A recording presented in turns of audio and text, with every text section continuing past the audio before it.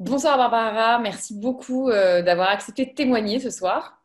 Bah, avec Est-ce, plaisir. est-ce que vous pouvez nous dire pourquoi vous êtes venu me voir il y a quelques mois? Moi, je suis venue parce que j'ai fait 10 ans d'anorexie il y a 10 ans. Donc, voilà. Et puis, j'ai fini par m'en sortir. Mais j'avais toujours une alimentation un petit peu folklorique, on dira. Et surtout, pas du tout intuitive. Donc, je mangeais beaucoup avec ma tête et pas du tout avec mes saveurs, mes goûts et mes sensations.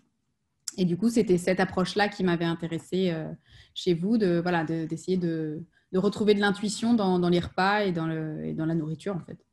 Alors comme l'intuition, ça parle peut-être pas à tout le monde, est-ce que vous avez un cas précis qui pourrait refléter justement cette situation? Bah, par exemple, typiquement, si j'allais au resto, je regardais la carte et en fait, je me disais, bon, bah, il faudrait que je mange plutôt équilibré, donc je vais plutôt prendre un truc avec des légumes, machin. Je me disais pas du tout, ah, bah tiens, il y a un gratin dauphinois, je vais prendre un gratin dauphinois. Enfin voilà, je cherchais toujours à être dans une sorte de contrôle et d'équilibre qui était Ouais. clair. Et du coup, j'allais pas forcément vers ce dont j'avais envie et ce dont mon corps avait besoin, peut-être. Enfin, voilà. Il y avait encore après l'anorexie, cette peur de grossir ou pas? Pas forcément une peur de grossir, mais une peur d'aller vers des aliments que je n'avais pas mangé pendant longtemps et du coup, j'avais perdu les mécanismes naturels liés à ça. Donc, typiquement, par exemple, il m'arrivait d'aller acheter des pains au chocolat, mais de manger que l'intérieur, enfin voilà, et de pas essayer de goûter directement dedans en me disant, bah oui, je mange un pain au chocolat, je le mange, quoi. Là, j'étais plutôt à décortiquer en me disant, bon, bah, je vais manger ça, mais pas ça. Enfin, le chocolat, mais pas la pâte. Donc voilà, il y avait un truc un peu dysfonctionnel. Et du coup, j'avais besoin bah oui, de retrouver des sensations et des sensations. Et puis, ouais, une manière intuitive je dis intuitive parce que, voilà, c'est Sans se poser de finalement, questions, quoi. je me pose pas la question. Voilà, je suis au resto, je vois un truc qui me plaît, je le prends, je me dis pas, t'aurais peut-être dû prendre ça à la place. Ah, mais ça aurait été mieux. Enfin, voilà. Et puis, il y a aussi cette idée, bah voilà, je commande un gratin dauphinois, par exemple. Bah, si je le mange pas en entier, c'est pas grave. Je sais où m'arrêter aussi. Il y avait tout ce sentiment de satiété. Parce que finalement, quand on mange beaucoup avec la tête, entre guillemets, ben, du coup, on mange pas forcément par goût. Et donc, du coup, où est-ce qu'on s'arrête? On sait pas trop. Parce que ben, on mange comme ça, un peu pour se nourrir, quoi, plus Et puis qu'autre chose. il y a plus vraiment cette notion de plaisir aussi. Voilà. Et du coup, quand on mange euh, avec le goût, ben voilà, on sait plus où s'arrêter aussi et se dire, bah là, non, ça me suffit, j'en veux plus. Et voilà, c'est moins réfléchi, c'est plus voilà, physique et intuitif et dans les sensations plus que dans la réflexion.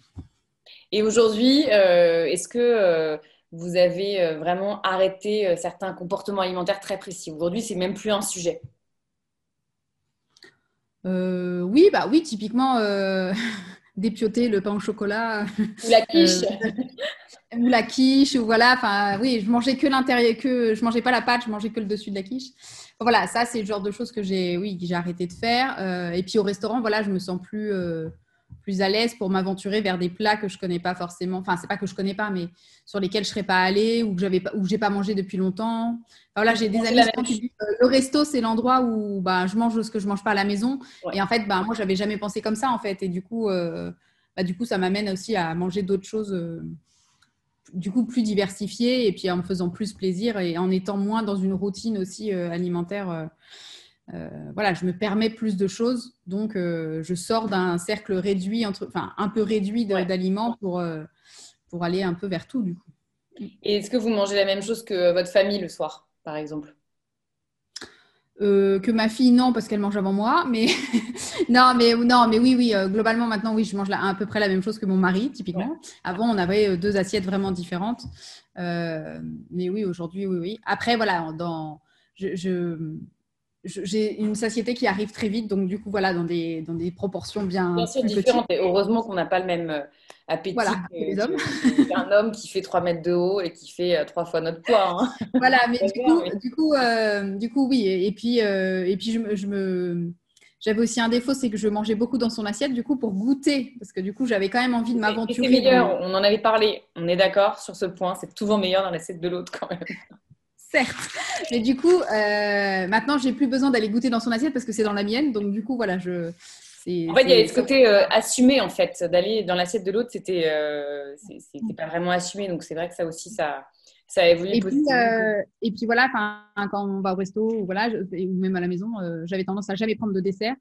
Bah, maintenant, voilà, quand j'ai envie d'en prendre un, j'en prends un, quitte à en manger 3 bouchées. Mais en fait, j'en prends un pour me faire plaisir aussi et avoir cette notion-là aussi de plaisir sur le sucré, qui n'est pas forcément mon atout, parce que, enfin, mon point fort, parce que je suis Ouais. plus salée que sucrée. Mais du coup, voilà, quand j'ai envie, j'y vais quand même. Je me l'interdis pas comme je pouvais me l'interdire, ou en tout cas, je pense qu'il y avait de la peur aussi d'aller vers Oui, vers ces les aliments, desserts, vers les choses-là, me disant, c'est pas pour moi, quoi, en gros. Et du coup, tout le travail avec vous m'a permis ça aussi, de me réapproprier aussi ça et cette possibilité-là, sans avoir le regard de l'autre non plus sur l'assiette, à se dire, ah bah elle a pris un dessert, elle en a mangé 3 fourchettes. En fait, je m'en fous. En fait, c'est voilà, j'ai envie, bah j'en ai mangé 3 fourchettes, ça me suffit, mais voilà, j'avais envie de le prendre et donc je me permets de le faire, quoi. Est-ce qu'il y a eu un moment qui a été un moment déclencheur ou un élément ou un exercice?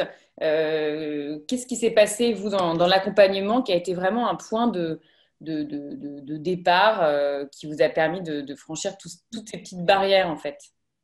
Je pense que la mise en pratique et les challenges, l'idée que vous me disiez, ben, au prochain rendez-vous, voilà, je sais pas, on prend une liste de 10 trucs qu'il faut que vous ayez mangé en un mois.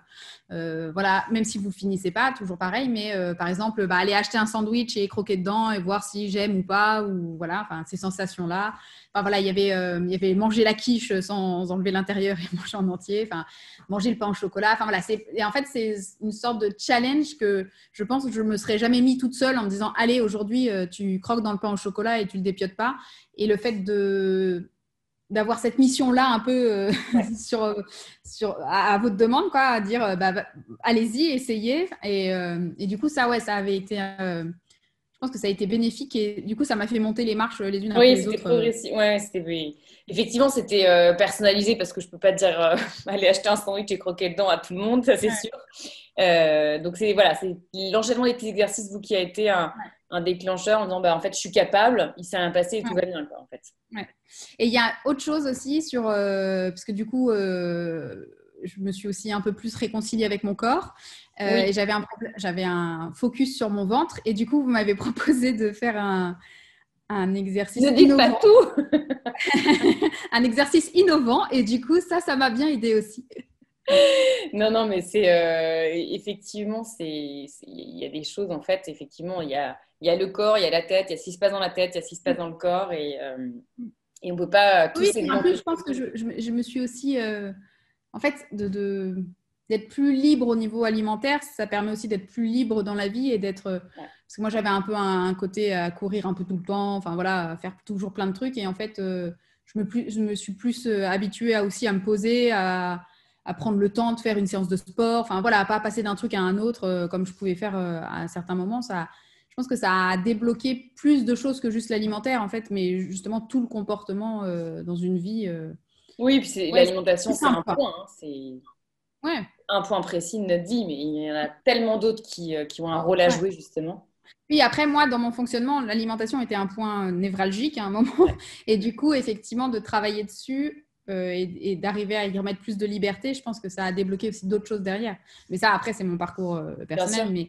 Mais je pense que chez d'autres gens, sans forcément de l'anorexie ou tout ça, la nourriture peut avoir une place importante. Et du coup, de débloquer ça, ça peut essayer enfin, entraîner des blocages aussi ailleurs, je pense. Parce que ce qui est intéressant, en fait, dans votre témoignage, c'est qu'il y a des personnes qui veulent perdre du poids, etc.